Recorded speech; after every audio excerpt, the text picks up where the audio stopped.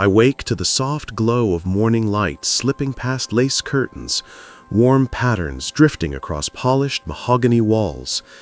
The air hums with the deep, steady vibration of the engines far below, strong, calm, almost comforting. As I sit up, I breathe in the faint scent of lavender from the linens and try to gather my thoughts, because none of this feels familiar. A gentle knock interrupts me. A steward steps inside with perfect grace, balancing a silver tray of porcelain teacups, steam swirling upward like tiny ghosts. His gloves are spotless, his expression composed, as though my presence here is the most natural thing in the world. I rise and move to the wardrobe, opening tall wooden doors that reveal rows of immaculate clothing. Sunlight slides along the fabrics, catching fine stitching and polished shoes lined with mathematical precision. My reflection in the dressing mirror looks unchanged, yet out of place in 1912. Stepping into the hallway, I'm greeted with the warm glow of frosted lamps and the soft give of patterned carpet beneath my feet. Stewards hurry by, trays clinking, linen folded in perfect squares. The smell of wood polish hangs in the air, clean, sharp, elegant. Passengers drift past me in pastel dresses, waistcoats, lace gloves, jeweled brooches, an entire world wrapped in elegance. Their conversations are soft, refined, as though this grand ship is the safest place on earth. When I reach the grand staircase, sunlight pours from the glass dome above, cascading over carved oak and gleaming brass. I descend slowly, hand gliding along the polished banister, feeling the weight of the ship and the time I seem to have fallen into. The dining saloon is alive with morning chatter. White tablecloths stretch in every direction, silverware gleaming, steam rising from fresh dishes. I sit, and the whole room vibrates faintly, the heartbeat of the Titanic, deep and powerful. Out on the promenade deck, the Atlantic wind greets me with a sharp chill. Passengers stroll by in elegant coats, chairs arranged neatly along the railing. The ocean stretches endlessly, shimmering under the sun's patient eye. Two children run past me, laughing, their wool coats bouncing with each step. Farther down the deck, crewmen scrub the wooden planks with rhythmic sweeps of long brushes. Water splashes in sparkling arcs, catching the sunlight. I sidestep to avoid a cold splash, feeling oddly alive in this floating city. A small glimpse into the third-class area reveals families bundled together, clutching luggage and blankets. Their eyes hold both worry and hope, dreams tied to a country they haven't yet seen. The first-class lounge welcomes me with velvet drapes, cigar smoke, and quiet elegance. Newspapers rustle as passengers turn pages, their shoes tapping on polished floors. The world feels suspended here, frozen in luxury. In the Marconi room, Marconi operators pap out messages with lightning speed. Little sparks flash from the equipment, lighting up their focused expressions. Their urgency seems mismatched with the serenity elsewhere on the ship.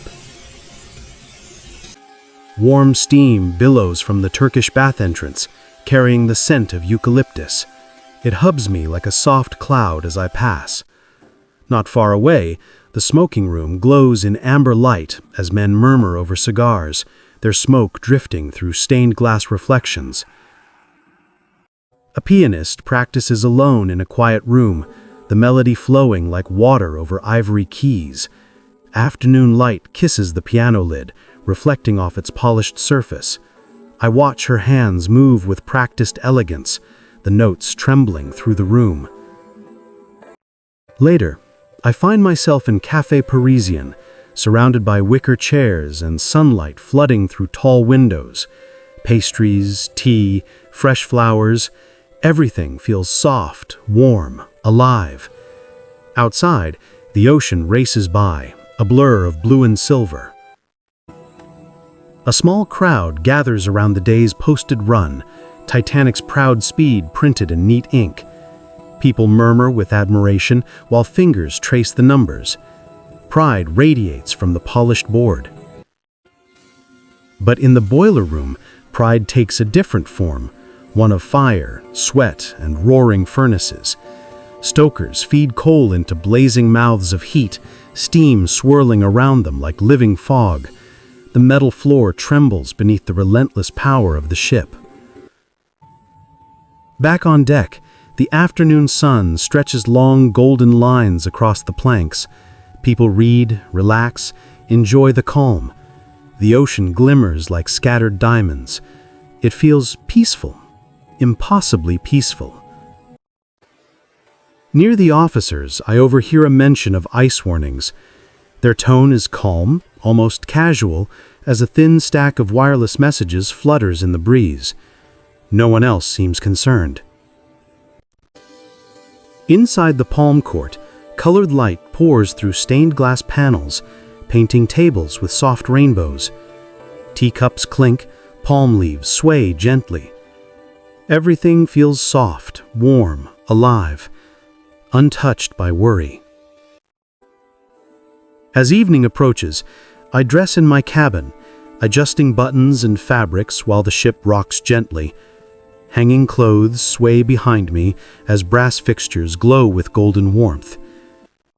Descending the grand staircase again feels like stepping into a dream. Gowns, tuxedos, jewels, the sweep of warm lamplight over carved wood. The room radiates celebration. At dinner, the chandeliers cast sparkling reflections on silver platters and crystal glasses. Waiters glide, dishes steam, conversations ripple across the hall. Everything feels perfect. The ship's orchestra begins to play, bows gliding, strings vibrating, warm tones filling the reception room. People gather, eyes glowing with admiration. Later, I step onto the boat deck, where the stars spill endlessly across the sky. The air is sharp, cold enough to turn my breath into mist. The ocean lies still, like a dark mirror. I grip the railing and absorb the quiet. Then, a faint shudder. Barely noticeable, but unmistakable. The railing trembles beneath my hand for just a heartbeat, then stills. Around me, no one reacts. Conversations continue, footsteps echo. The sea remains calm. A strange silence settles afterward, heavy, unnatural. The engine's steady hum feels distant, muted, as though the Titanic itself is holding its breath. The wind brushes by me, colder now, whispering something I can't quite understand. I stand alone under the vast sky, the weight of the night pressing into me. Something has changed. Something no one else seems to feel. And suddenly, I am no longer certain that tomorrow will come.